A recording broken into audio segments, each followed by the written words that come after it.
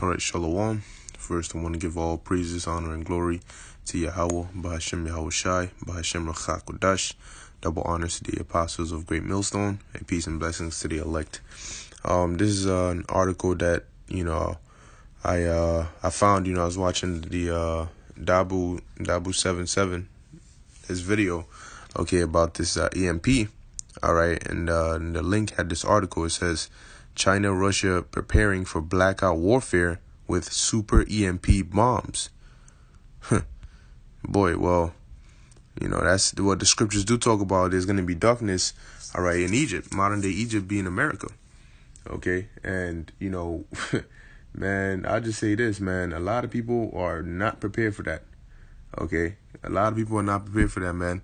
Here in America, you have a bunch of grown ass babies, who they don't sleep with a nightlight, but when the real lights go out, man, it's gonna be over for them. Okay. It says Russia, China, and several other nations are developing powerful high-altitude nuclear bombs that can produce super electromagnetic pulse, or EMP waves, capable of knocking out critical electronic infrastructure, according to several declassified 2017 reports from the now-defunct Commission to Assess the Threat to the United States from EMP attack. And the United States infrastructure is not strong. All right. It says foreign adversaries may aptly consider nuclear EMP attack a weapon that can gravely damage the U.S. by striking its technological Achilles heel. Without having to confront the U.S. military, reads the report, which notes how foreign actors could use EMP attacks virtually anywhere in the world. It says super-EMP weapons, as they are termed by Russia, are nuclear weapons specially designed to generate an extraordinarily powerful E1 EMP field. Super-EMP warheads are designed to produce gamma rays, which generate the E1 EMP effect, not a big explosion, and typically have very low explosive yields, only 1 to 10 kilotons. Even EMP-hardened U.S. strategic forces and command, control, communications, and intelligence systems are potentially vulnerable to such a threat. See? And that's wow. So if it was to hit Omaha, all right, around Omaha or Denver, it could spread and affect all the way to New York. So let's just say they shot off more than one. The whole U.S. will be under in darkness, and you just see how crazy people go, man. See how crazy people will go. It says nuclear EMP attack is part of the military doctrines, plans, and exercises of Russia, China, North Korea, and Iran for a revolutionary new way of warfare against military forces and civilian critical infrastructures by cyber, sabotage, and EMP, the reports continue. All right. So, man, it says the commission sees the high altitude nuclear explosion generated electromagnetic pulse as an existential threat to the survival of the United States and its allies that can be exploited by major nuclear powers and small-scale nuclear weapon powers, including North Korea, and non-state actors such as nuclear-armed terrorists. Nuclear-armed terrorists, okay. It says nuclear electronic warfare is also known as Blackout, according to Washington Free Beacon. EMP attacks will be carried out at such high altitudes. They will produce no blast or other immediate effects harmful to humans.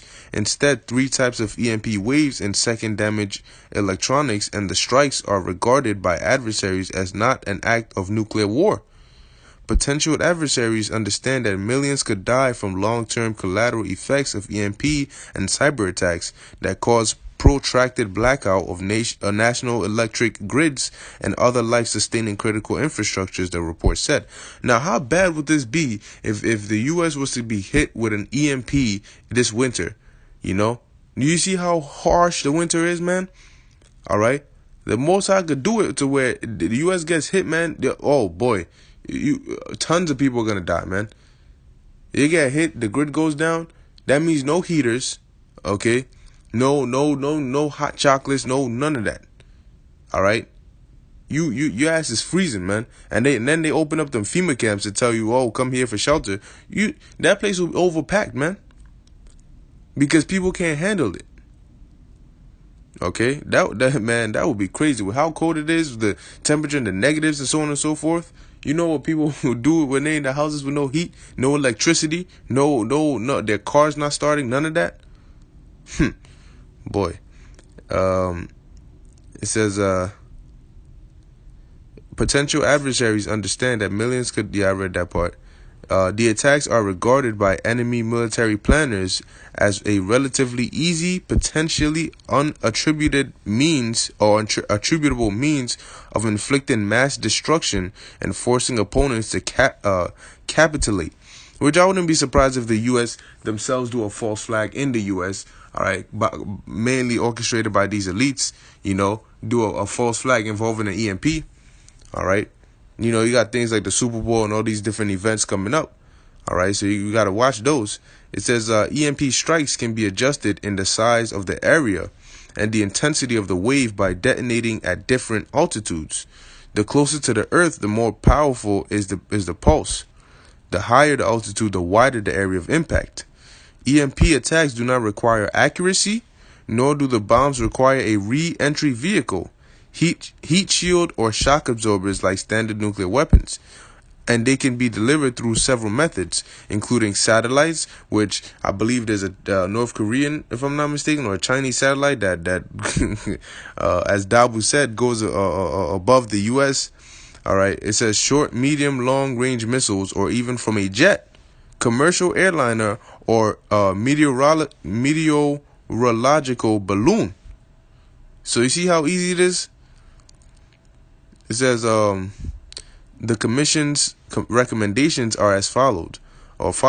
Recommendation 1. The commission recommends the president establish an executive agent with an authority, accountability, and resources to manage U.S. national infrastructure protection and defense against the existential EMP threat.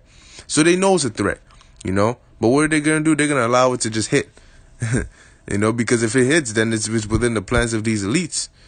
Because they're more than capable of stopping something like that. But, hey, ultimately, is the Most High's will. Recommendation 2, the Commission strongly recommends that implementation of cybersecurity for the electric grid and other critical infrastructures include EMP protection. Wow, look at that. So they're not even included.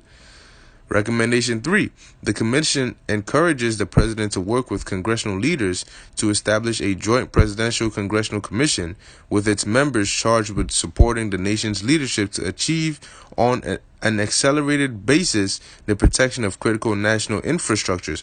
But that's not even what they're worried about now. Trump is worried about getting a wall.